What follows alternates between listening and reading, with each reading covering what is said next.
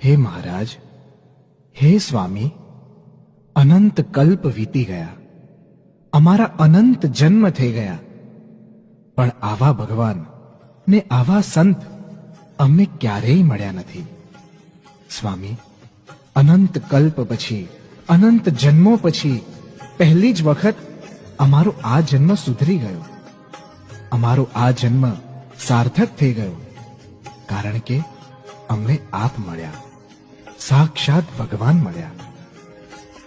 જન્મ સુધા